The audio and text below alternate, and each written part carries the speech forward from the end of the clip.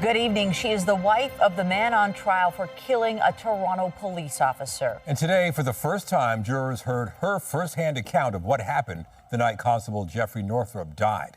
CTV John Woodward joins us live with details of her testimony. John. Nathan, in sometimes soft-spoken, sometimes emotional, intense testimony, Aaida Shaikh described the moments of panic she felt when she was approached by strangers in the City Hall Parkade in Canada Day 2021. Strangers, she testified she realized much too late, were police officers. Umar Zameer's wife, Aaida Shaikh, can be seen walking with her family on the evening of Canada Day 2021 in video entered in as evidence. Shaikh took the stand Tuesday to describe the moments leading up to the incident that took the life of Constable Jeffrey Northrup, who was run down by Zameer's BMW in the City Hall Parkade. Zameer faces a first-degree murder charge. Officers have testified that Northrup was run down head-on, though that can't be seen in grainy video from the parkade.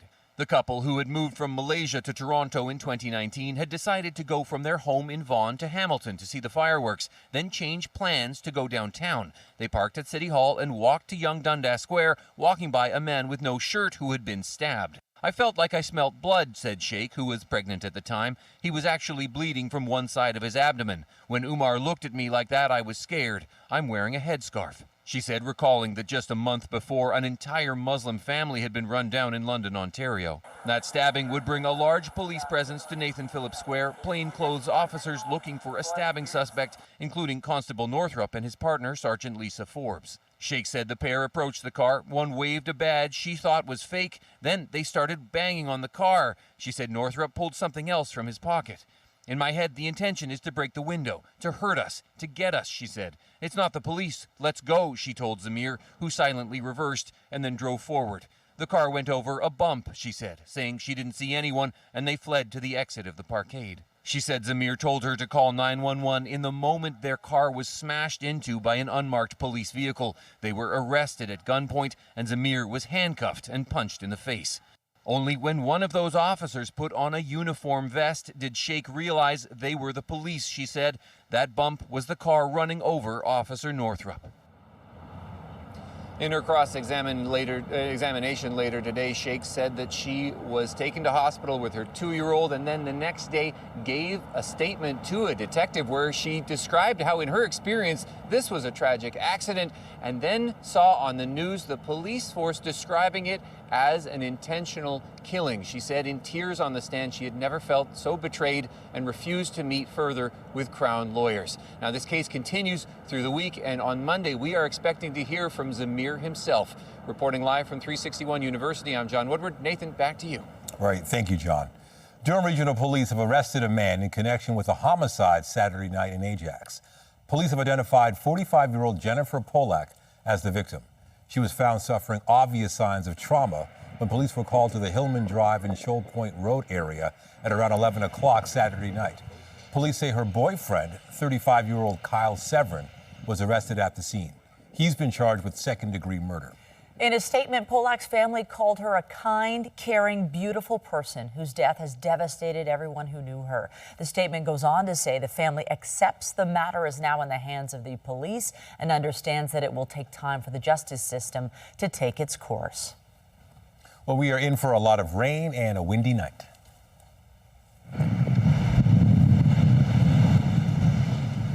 A special weather statement's in effect, but that didn't stop one kite surfer from trying to make the most of the waves on the waterfront. Could be fun, but that's a risky activity given the conditions we are anticipating. A live look outside this hour. You can see by the waves there the wind persists, but the heavy rain is expected into tonight. Jessica Smith has been monitoring the conditions. What do you see in this hour, Jess? The winds have really picked up, Michelle. This is all part of our Colorado low that moved its way in as we made our way throughout the day, and it just intensifies as we head throughout the rest of the evening. The issue isn't so much the amount of rain to start, it is the wind, and then getting into the day tomorrow, it is the wind and the amount of rain. But for now, we're holding off. We're looking at some lighter showers, but the winds are still really strong, so it's making it really hard to see in some areas. Now, we are looking at special weather statements and snowfall warnings. The snowfall warnings are up towards, say, Bancroft, Perry Sound. For us, we're looking at it more in the way of rain. As we head in towards the day tomorrow, at the end of it, it switches over to some mixing. The wind, again, gusts right now around 60 kilometers an hour.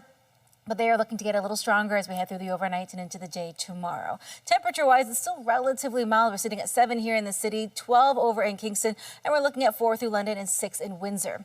Coming up, I'll have a full look at your long-range forecast, including when this rain really starts to ramp up and when we get a break. And the sunshine is set to return. We just have to get there first. I'll send it back over to Michelle. Thank you, Jessica. Still to come tonight, mourning the loss of a Canadian comedy legend. From SCTV to Happy Gilmore, Joe Flaherty was a familiar face to millions. Andrea Case will have more on his life and legacy. A Toronto police officer took the stand today at his own trial, accused of stealing valuable items from people who died and then trying to sell them. Constable Boris Borisov was asked about how credit cards belonging to the deceased ended up in the possession of one of his acquaintances. CTV's Sean Leathon was in court today, and he joins us live with more. Sean. Michelle and Nathan, Constable Borisov is facing a number of charges focusing on fraud, focusing on theft, and misusing his position. But the focus of the questions he faced today from his attorney were on one particular day in February of 2022.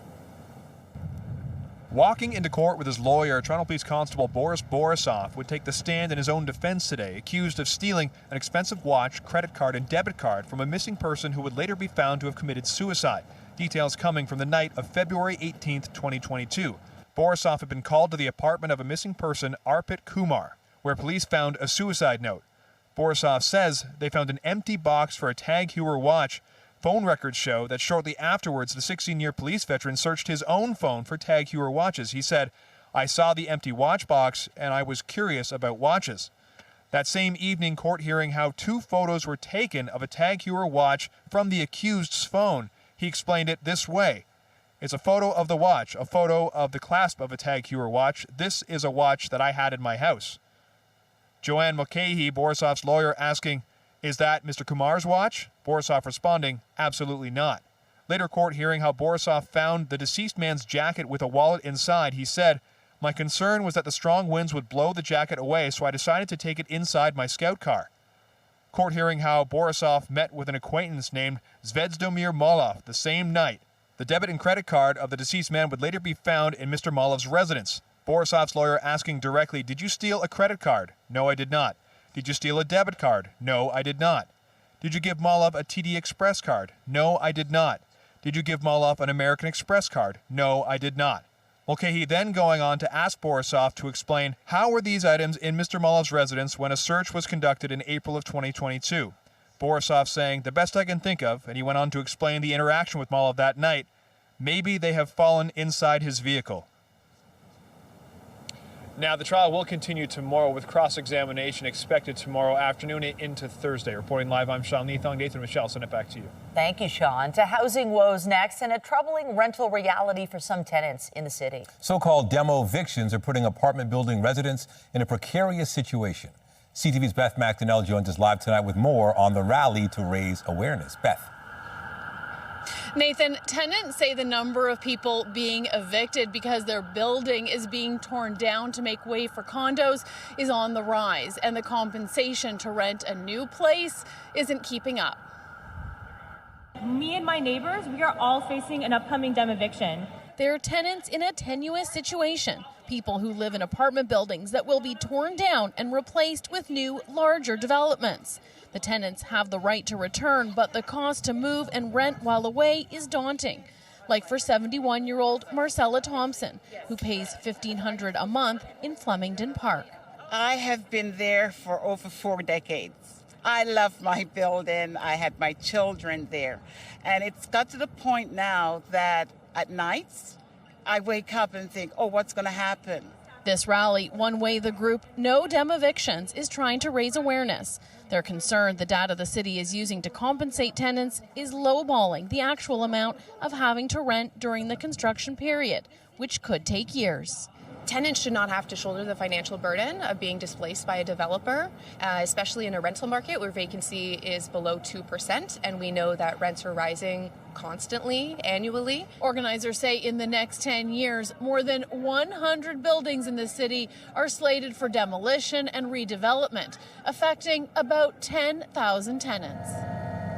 A city planning manager tells CTV News while it doesn't use condo data for compensation, it says data of purpose-built rentals is more available and shows more units are available. City Councillor Diane Sachs put forward motions to the Housing and Planning Committee to increase rental housing and ensure more compensation, but says the Ford government is getting in the way. So we've had every signal that he wants to strangle our ability to protect tenants, and I'm trying to expand that ability. And people are worried. I am worried. It's the only place I can afford. We don't know where we're going to go, and we don't even know what's out there because there's nothing out there. The manager says the city will continue to look at other approaches to make sure the rent gap reflects the hardship tenants face. Tenant compensation will be looked at the Housing and Planning Committee. That's meeting on Friday. Councillor Sachs hopes Mayor Olivia Chow will raise this issue with Premier Ford soon. Reporting live, I'm Beth McDonnell. Michelle, back to you. Thank you, Beth. Meantime, the federal government announces more money to help tackle Canada's housing crisis. Just how much the feds are setting aside and how it aims to help. Still to come on CTV News at 6. Toronto police are asking you to be on the lookout for this man. He is wanted in connection with a violent kidnapping on Easter Sunday. CTV's Rahim Ladani is live tonight with those details. Rahim. Michelle and Nathan, the details of this abduction are quite disturbing, and that is why police are saying they're hoping that by releasing both the name and picture of the person they are looking for, the public will be able to help locate him. Here in Scarborough, residents are taking a closer look at a man police are searching for. Glad to look at the picture, but it really doesn't look familiar at all, unfortunately. I'll keep an eye out. I'll have a word with a few people. I'm going to the pub now. See if anybody knows anything out there. Police say 33-year-old Curtis Beckles of Toronto is responsible for kidnapping a woman on Easter Sunday. They allege he brought her to an address in the Kingston Road and Rockwood Drive area where he tried to sexually assault her. The victim forced her into a vehicle, took her to a location where he attempted to sexually assault her, and then proceeded to assault her. It's then believed Beckles, who is 6 feet tall and 195 pounds, with a shaved head and black beard, forced the woman back into a 2020 black Hyundai Tucson with the Ontario license plate DAYW207. At some point, he made a quick stop after driving around for approximately 2 hours. He made a quick stop where the victim was able to get away and contact police. The victim was taken to hospital with non-life-threatening injuries while the suspect fled the scene. You don't want that happening to your kids or sister, mother. It doesn't matter who it is, right? You don't want it happening. I'm glad that they're okay now, and I'm just thinking of them and hope that the police catch this individual so that it doesn't happen to anybody else. Police say the pair are known to each other but have not expanded on the nature of their relationship. Beckles is facing 7 charges, including kidnapping, sexual assault, and breach of probation. Police have not gone so far as to say Beckles is considered dangerous, but they are cautioning people not to approach him, instead to call 911 or Crime Stoppers if they locate either him or the vehicle in question. Reporting live, I'm Rahim Ladani. Nathan, I'll send it back to you. Thank you, Rahim. One man was rushed to hospital last night following a stabbing in the West End. It happened just before 7 last night near Eglinton and Richardson Avenue. Paramedics say the victim is in critical condition. Investigators say they're looking for 3 male youth suspects. A busy morning for fire crews from York Region and Vaughan. A series of grass fires broke out along the rail lines near Highway 400 and Steeles Avenue. There were calls after 4 a.m. about fires in several locations. York police say multiple units were dispatched. There are no reports of structures damaged and no injuries reported. Strong words today over the federal carbon tax increase. Ontario Premier Doug Ford is calling on Prime Minister Trudeau to back down. Folks, let's cut to the chase. This carbon tax has to go, or in a year and a half, the Prime Minister's going. As simple as that. He will be going. I'll guarantee you, he will not be there. If he doesn't start looking after the people and the businesses of Ontario, the ideology they have is just beyond me. I do not understand it at all. The comments from the Premier were made at a farm in Halden Marsh, where he highlighted the impact of the carbon price hike on farmers. Ford says every poll I've seen, no matter if it's a federal poll, provincial, municipal, number one issue, bar none, is affordability. Is affordable homes, affordable gas, and affordable groceries. And the gas is tied in to absolutely everything. And I called out the Bank of Canada. We have to start lowering these interest rates. You're going to end up killing people over the next year or 2 years when they renew their mortgages, and you're just gouging these people for no reason at all. We need to lower the interest rates, and we need to make sure that we get rid of this carbon tax. Ford says political leaders have a duty to keep the cost down for families. Ford says 30% of what's being seen in inflation is the result of fuel and energy costs. The Premier also took aim at the Bank of Canada over interest rate hikes. The Prime Minister focusing his attention today on the housing crisis. Trudeau is in Nova Scotia making his second housing-related announcement tied to this month's budget. CTV's Annie Bergeron-Oliver has the details. Another day, another pre-budget announcement. Canadians need help on affordability. Canadians need help with housing. Canadians need help with things like a food school program. So that's why we are stepping up. Speaking in Nova Scotia, the Prime Minister revealed the budget will include a $400 million top-up to the Housing Accelerator Fund that Ottawa says will build an extra 12,000 homes within 3 years, and a new $6 billion Canada Housing Infrastructure Fund. Most of that money will require agreements from the provinces and territories to build the multifamily homes. Dealing with it involves, 3 orders of government and a lot of kind of changes in expectations of how we live as Canadians. So it's one thing for the federal government to kind of have a big headline number, but part of it is all of these kind of conditions that go with it. Today's announcements on top of more than $2.3 billion in promises pledged in the last week alone, including $1 billion over 5 years for a school food program, $1 billion in low-cost loans for some childcare providers, and $15 million for a new tenant protection fund. The government will argue that this amount is not sufficient to actually spur any kind of inflation, particularly if interest rates begin to fall. But they need to do something to respond to the big promised tax cuts of Pierre Poilievre. 18 months out from a scheduled election, polls show the Liberals are in danger of defeat. But for the first time in months, the gap is closing. The latest Nanos poll shows the Conservatives are still holding the lead, but they've dropped 5 points to 37.5%. The Liberals, meanwhile, are up 2.4 points to 25.7%. The NDP remain third and the Bloc fourth. The Liberal gains have been in vote-rich and seat-rich Ontario, and they've been able to narrow the gap. That's really where the game is for the Liberals if they want to hold on to power. The announcements made over the last week total about $8.6 billion, and that's just a start. Liberal sources say to expect almost daily announcements ahead of April 16th's budget. Annie Bergeron-Oliver, CTV News, Ottawa. Meanwhile, the leader of the federal Conservatives was calling on Trudeau to convene an emergency meeting with the premiers to discuss the carbon tax. Pierre Poilievre released the letter today, and it reads in part, Prime Minister, your tax hike will make everything more expensive at the worst possible time. If you tax the farmer who grows the food and the trucker who ships the food, you end up taxing the family who buys the food. You're making life even more unaffordable for everyone, while missing every single environmental target you establish. This can't go on. You must sit down with the premiers and listen to them. Yesterday, a $15 per ton increase to the carbon price went into effect despite opposition from 7 premiers. Nova Scotia Premier Andrew Furey has also requested the Prime Minister host an emergency meeting to discuss alternatives. An MP who left the Liberal caucus following media reports of allegations he participated in Chinese election interference testified at a public hearing today. I didn't pay attention to, busing international students because at the time I didn't understand it as a irregularity. You didn't understand it as an irregularity? That's right. Han Dong responded to accusations that China tampered with his nomination battle in 2019 by coercing international students.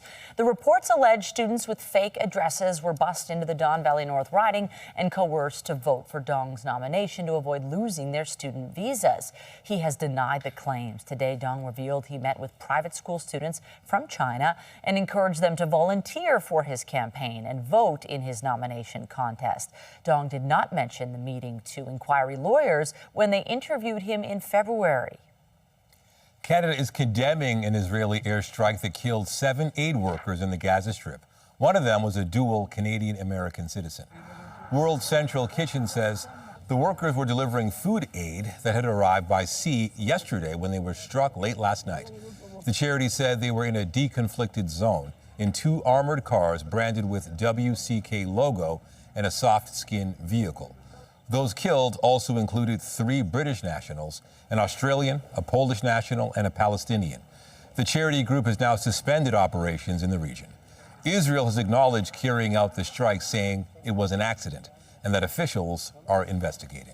The CEO of the aid group issued a statement that reads in part, "I am heartbroken and appalled that we, World Central Kitchen, and the world lost beautiful lives today because of a targeted attack by the IDF. The love they had for feeding people, the determination they embodied to show that humanity rises above all, and the impact they made in countless lives will forever be remembered and cherished." World Central Kitchen says the strike happened despite its movements being coordinated with the Israeli military and was also an attack on humanitarian organizations in the most dire of situations where food is being used as a weapon of war. Canada is also condemning the airstrike. It is absolutely unacceptable that aid workers were killed by the Israeli Defense Force. This is something that never should have happened, and we are heartbroken for the families and for the organization that has been putting people in harm's way to counter the extraordinarily devastating humanitarian crisis going on in Gaza right now. Prime Minister Trudeau says there needs to be full accountability and says Canada will convey that to the Israeli government directly. Other countries, including the U.S., are calling for an explanation. The U.K. has summoned Israel's ambassador to express its, quote, unequivocal condemnation of the appalling killing. Ships that arrived in Gaza this week will return with about 240 tons of undelivered aid following the deadly attack. Around 100 tons of aid had been unloaded before the World Central Kitchen suspended operations.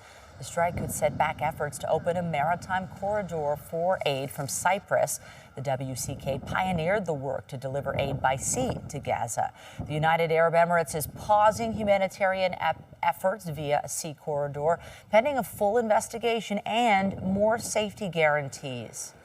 The human toll is staggering. The Gaza Health Ministry says more than 32,000 people have been killed in the Gaza Strip since the war between Israel and Hamas began. Over 75,000 others have been injured. And now there's an indication of the financial cost. Damage to the territory's critical infrastructure during the first 4 months of the war is estimated at about $18.5 billion. That's according to a joint report released by the World Bank and the United Nations. There are 26 million tons of debris and rubble that will take years to remove. In Baltimore, crews opened a second temporary channel today, allowing a limited amount of marine traffic to bypass the wreckage of that collapsed bridge. We need to do more work clearing the channel in order to move forward. Current conditions make it unsafe for rescue divers to return to the water, and I've said it already, and I will keep on saying it. We have to move fast, but we cannot be careless. We promised these families that we would do everything in our power to bring them closure. But also, my directive is to complete this mission with no injuries and no casualties. Efforts have been underway to recover the bodies of 4 remaining construction workers believed to be in the wreckage. Work is also ongoing to open a third channel that will allow larger vessels to pass through. The channels are now open primarily to vessels that are helping with the cleanup effort and some barges and tugs that have been stuck in the port. He left his mark in the world of comedy on both sides of the border. Joe Flaherty, a star of the small and big screen, has died at the age of 82. Our Andrea Case joins us now for a look back on his long career and the impression he left. Andrea. Michelle and Nathan, good evening. Yes, with an interview with Variety, former SCTV cast member Martin Short said, "In over 50 years of our friendship, there were very few people as wise or hilarious when it came to comedy. In SCTV, we called him the anchor. In life, he was simply the funniest man in the room, and I adored him." Armed with determination and a strong will to change the course of television, they wrote their own show. Joe Flaherty helped create one of the most iconic comedy troupes of all time, the Second City. But the Pittsburgh native spent 7 years in Chicago with the likes of Jim Belushi before heading north to start the Canadian version, an SCTV from 1976 to 1984. Second City writer and director Mark Andrada.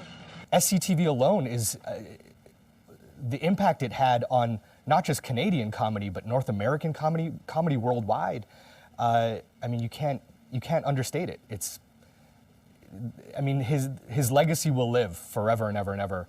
Ron Pedersen met Flaherty in Edmonton years after SCTV's third season was filmed in Alberta due to budget cuts in Toronto. Joe worked with Pedersen in Edmonton and invited him to Los Angeles, which led to a role on Mad TV. Joe was instantly cool. He wasn't on necessarily. He wasn't sort of a comedian's comedian. He was a really intellectual guy. He was really interested in many things. He was obsessed with Paris in the 20s. He was a lover of old films. So he was just a really fascinating, interesting personality once you got to know him. I can't believe that we got something up here bigger than the cast of Hill Street Blues. Film critic Richard Krause says the two-time Primetime Emmy winner was a shy person who happened to be a brilliant comedic actor. Created by a guy who says, I'm not a comedian. I fell into comedy almost accidentally, and he did that after training as an actor, watching from the sidelines, watching comedy and falling in love with it. But he always regarded himself as an actor first and a comedian second. The green's that way! Sure! Flaherty was a scene stealer in the Adam Sandler film Happy Gilmore. On X, Sandler wrote, "Oh man, worship Joe growing up. Always had me and my brother laughing. The nicest guy you could know, genius of a comedian and a true sweetheart. Perfect combo. Much love to his kids and thanks to Joe for all the greatness he gave us all." From game show appearances to classroom appearances, he gave off-screen too, teaching comedy to the next generation of laugh makers at Humber College here in Toronto.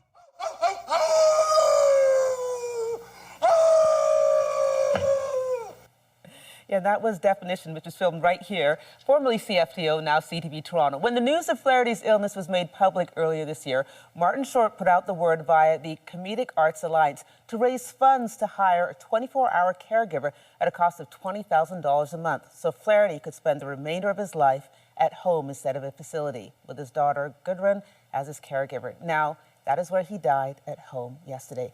Joe Flaherty was 82 years old. Reporting for CTV News, I'm Andrea Case-Michelle. I'll send it back to you. Thank you, Andrea. And coming up on CTV News, outcry over education. Parents and workers rally demanding more funding for students in Toronto. Their concerns about the situation in the classroom. Just ahead. We've had a fairly mild start to the week through Monday. Yesterday as well, getting up to about 11.5. Today, a little bit below that seasonal mark. Tomorrow, we're holding steady, but as we head in towards the end of the week, there is a shift taking place, and that's where the chance of some messy weather comes in. Coming up, I'll have a full look at your long-range forecast and let you know when the sunshine does return. And stay with us. We've got another full night of great shows for you right here on CTV. A late afternoon protest outside the Toronto District School Board offices today. Several labor groups taking part in the protest, upset with cuts to the province's education system. Our Natalie Johnson is live tonight with details. Natalie. Michelle, protesters have been decrying what they call a lack of investment in the province's public education system. It comes as the TDSB is forced to make some tough choices about how to deal with its structural deficit. Professionals available in the classroom. As their flags whipped in the wind, education workers, parents, students and more rallied at rush hour, demanding increased investment in the Ontario school system. Schools are in a crisis now, whether it's education, whether it's lack of staffing, caretaking, the building we're in, which is downloads onto principals and vice principals when they cut the staff, outdoor education, adult learning, seniors. The list goes on and on. The protesters alleging the recent provincial budget fails to adequately fund public education, which they say impacts student learning and development. We need a lot of well-educated people to take care of this. And if you cut the school board and you cut the schooling education and so forth, then we won't have them. And Toronto and in Ontario won't be as good as they think it's going to be. Meanwhile, inside the TDSB headquarters, trustees were set to debate what to cut to help balance this year's budget. Among the items on the chopping block, certain field trips and seniors' learning programs. We would like the trustees to slow it down, give us an opportunity to work out viable solutions to keep these programs running. The Ministry of Education stressing that it has invested $26.7 billion in public education this year and helped hire 7,500 education staff since 2018. Telling CTV News in a statement, we landed deals with every teacher union, which covered staffing, funding, and school resources. Our priority is to continually deliver funding in the classroom as we go back to basics on reading, writing, and math. I want, everybody to be able to have a baseline level of education so we can function as a society. We want all those kids to grow up and live in their communities and be accepted in their communities and be able to thrive in their communities. Communities that these protesters say will suffer without fuller funding now. The TDSB's Finance Committee is meeting at this hour to try to figure out how to balance this year's budget. The projected deficit for this year is pegged at least $27 million. Reporting live in North York, I'm Natalie Johnson. Michelle and Nathan, over to you. All right, thank you, Natalie. You can't help but notice that wind and the hair blowing. It doesn't affect me. You normally get the tears rolling down my cheeks. I know. The wind. If we pull back the curtain. The struggle is real, though. On a day like today, the wind really is the issue primarily for today. Into tomorrow, it's the wind and the rain. So we get that combination that really rolls in overnight, and then it settles in as we head into the day tomorrow. So just plan ahead and always drive accordingly, because it can get a little dicey when you factor those two things in together. Weather is brought to you by Train, the most reliable heating and cooling brand. It's hard to stop a train. You can see in that shot there with Natalie that it is breezy out there. We're looking at really strong wind gusts carrying us quite literally right through the rest of our evening and into the day tomorrow. Temperature-wise, though, it is still relatively mild. We're at 6 here in the 6. It's a little warmer the further east you go. Towards northern Ontario, they're even holding on to those mid-single-digit temperatures. Tonight, we're not really moving the needle that much. We're sitting right around 7 degrees. We will stay there as we head into the day tomorrow. And we're comfortably above seasonal. The risk of thunderstorms comes in as this Colorado low kind of moves its way through. It's with an included front, so you have a battle between cold air, cool air, and warm air. In that intersection comes some really messy weather. Into the day tomorrow, not far from seasonal, really right across the board. We are watching this system, though, park itself over us, and it's not going anywhere as we head through the majority of this week. And then we will see the transition over to the potential of a little mixing and then some snow in some areas. And this is why we have special weather statements and snowfall warnings in place. As we get through about 10 p.m., we do get a bit of a break, and then overnight, a flash of showers, even the risk of thunderstorms. The rain begins early on tomorrow and then carries us quite literally right through the day. And right for lunch, we get a thunderstorm sandwich as we head in towards that midpoint of our day, and it carries us right through to the early evening. And then it gets colder, and that's when the potential of mixing takes place. So up towards Parry Sound, Bancroft, they're on the snowfall warning kind of area. Parry Sound more so falling as rain. For us here in the GTA, we're looking at this more in the way of mixing. So as far as accumulation goes, at best 2 centimeters, but this is a wet snow, so really not sticking around. And then this carries us into our Thursday as well. By the time we get to Friday, it all starts to move out, but we're looking at a pretty significant amount of rain. In towards Thursday, right around midnight, we're looking at the potential of upwards of 37 millimeters here in the city. To give you an idea of where the majority of the snow, the heavier snow is going to be, it's Huntsville, it's Bancroft, and it's out towards Ottawa in that kind of 10 to 15 centimeter range. For us, it's just a really messy couple of days. It ain't great to be outside unless you like this kind of weather. There was a kite surfer earlier that we saw. Kudos to that individual, but always be careful. Please be careful when you do any of these outdoor activities. Heading into the day tomorrow, relatively seasonal, all things considered, but it is the wind and the rain that are going to cause the bigger issue. Heading into the evening, that's when the mixing starts to take place. It carries us throughout our Thursday, a little bit cooler day. This is where the cooler air kind of comes into play.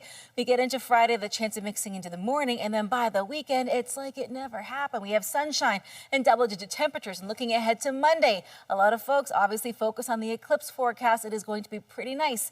If you want to make sure you watch that with the proper eyewear, of course. I'll send things back over to Nathan and Michelle. All right. Thank you, Jess. Thanks. Also tonight, you've heard the repeated warnings, but what could looking up at the solar eclipse unprotected actually do to your retinas? Eye-opening expert insight from an ophthalmologist in moments.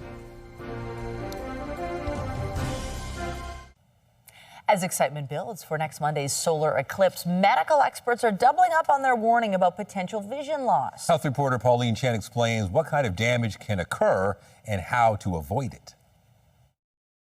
Permanent damage is rare, but after the solar eclipse in 2017, nearly 100 cases of vision problems were reported in the U.S. I probably stared at it about 30 seconds to a minute.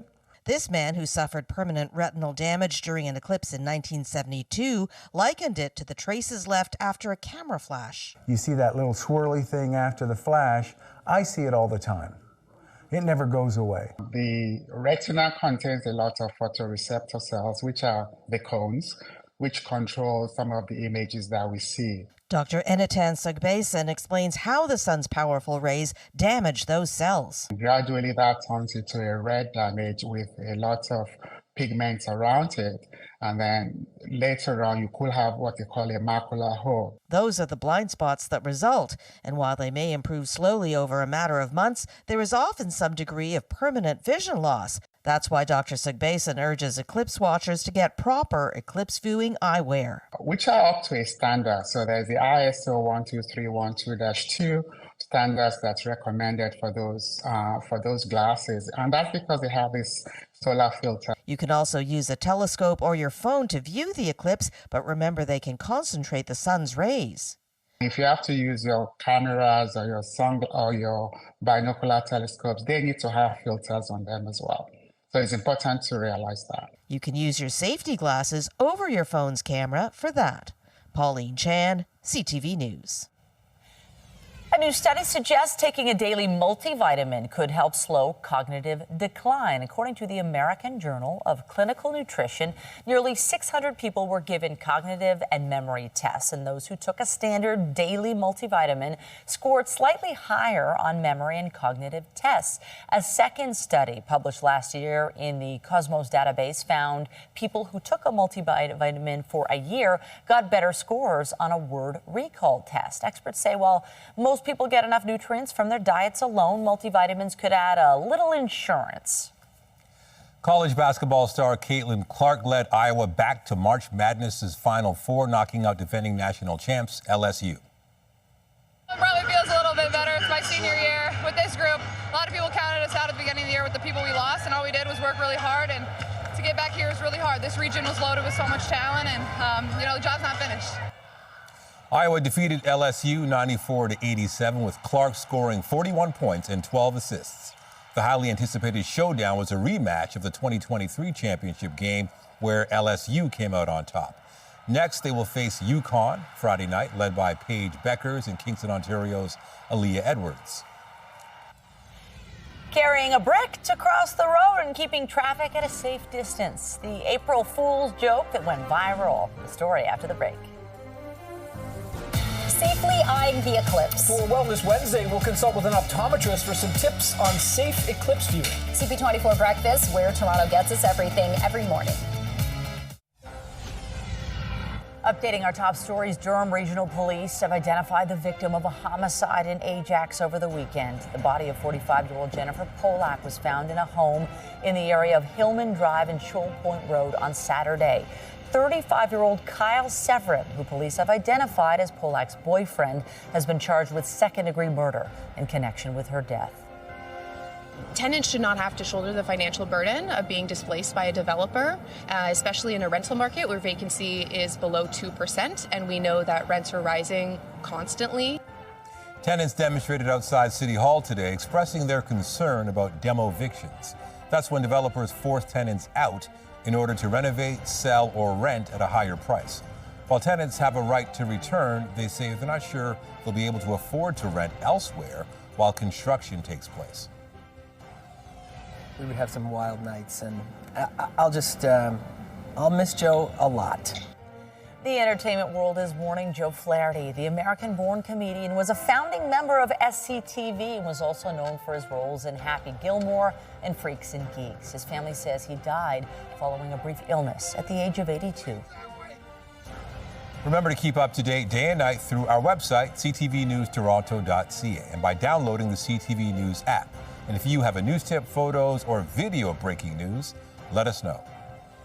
On the markets, the Canadian dollar is up a fraction to 73.69 US. American benchmark oil added $1.44 to close at 85.15 a barrel. And the TSX Composite Index dropped 110 points to end the day at 22,075. The Business Report is brought to you by Canadian Western Bank, the bank built for business. Canada's return to in-office work is not moving at the same speed everywhere in the country. A new report suggests that nearly 1/5 of downtown Toronto office buildings are vacant, while the rest of the country's occupancy rates rebound. Toronto's downtown office vacancy rate hit 18% in the first quarter of this year, while much of the rest of the country was at almost 20%. That was in large part because of WeWork office spaces becoming back on the market. In November of last year, WeWork reported it would shutter 5 locations in Canada, including 2 in Toronto and Vancouver. WestJet Encore's pilots voted today to go on strike as early as the 17th of this month. The vote comes as contract talks on pay and career progression have come to what the Airline Pilots Association calls a near standstill. The head of the union for WestJet's Encore contingent says the airline's pilots are some of the lowest paid regional pilots in Canada, and that is driving them to seek jobs elsewhere. WestJet managed to avert a strike last year in talks with a different set of pilots, though in the process, the carrier had to cancel more than 230 flights in preparation for the expected job action. It was an April Fool's prank with a serious message behind it, designed to raise awareness of road safety and for pedestrians and cyclists. The prank turned many heads, especially those of drivers. CTV's Sinjin Alexander explains. Suddenly so popular, this crosswalk has become a catwalk of sorts, with pedestrians strutting the latest in brick haute couture. Others are flocking to Granville Island to take photos, selfies, of this unusual way of crossing the street. Step 1, grab the brick. Step 2, look both ways. Step 3, wave the brick as you cross the road. Finally, put the brick back in the receptacle. 4 steps designed to improve the safety of these steps by ensuring you're seen by everyone behind the wheel. But we found that when you introduce something with sharper corners, suddenly you got people worrying about their paint, you got people worrying about their windshields. Now, before we continue, don't be duped, and some people were telling us they thought this was a ridiculous idea. It's kind of like, a silly gimmick, but with like a serious message. It's an April Fool's joke, but the team behind it, Vision Zero Vancouver, hopes it will also have an impact. What we really need is to build our streets and our intersections more safely so that people outside cars and inside cars are kept more safe. Yeah, pedestrian infrastructure, always, beneficial, especially in somewhere like Granville Island. Now, no one is being encouraged to throw the bricks, and to ensure no damage is done, they're actually made of foam. It weighs so much. Forgot that it was April Fool's, so wasn't sure, but after a little bit of explanation. Drivers have been stopping pretty promptly for me when I've been crossing the road with the brick. In fact, this is such a winner. Don't be surprised to see a similar prank somewhere near you. Sinjin Alexander, CTV News, Vancouver. And 7-Eleven is coming clean about what they now say was an April Fool's joke that they actually launched several days before April 1st. The company announced it was coming out with a hot dog flavored sparkling water. 7-Eleven had put the announcement in a larger release about new flavors of sparkling water, which led many to believe it was legitimate. While the drink, which may repulse many, isn't real, the company says some of its customers were actually interested in giving it a try. Just ahead, weaving her way into the record books, a California woman crochets the world's longest scarf. We wrap our heads around that story after the break. Tonight's Secrets from the Sea. It's not only the talk of the town, it's the talk of the whole area. A mysterious shipwreck makes its final voyage nearly 200 years after it's believed to have gone down. Later on CTV National News. And a reminder, the CTV News at 6 podcast is available as a download every weeknight. And a special hello to those of you listening to the newscast live, like my parents on the road right now listening to News Talk 1010. Get Toronto's top stories, breaking news alerts, and watch live. Download the CTV News app. In California, a woman is attempting to enter the record books for the longest scarf crocheted by anyone. Daisy Tack's creation is 265 meters long. She began the scarf while learning to crochet last year as a way to cope with some health issues. The project took 376 days and consumed a whopping 250 bundles of yarn. She's hoping to get confirmation from Guinness World Records in a few weeks. Wow. How often do people wear scarves in sunny California? You can send them up to us. It could be a fashion choice, Yeah. right?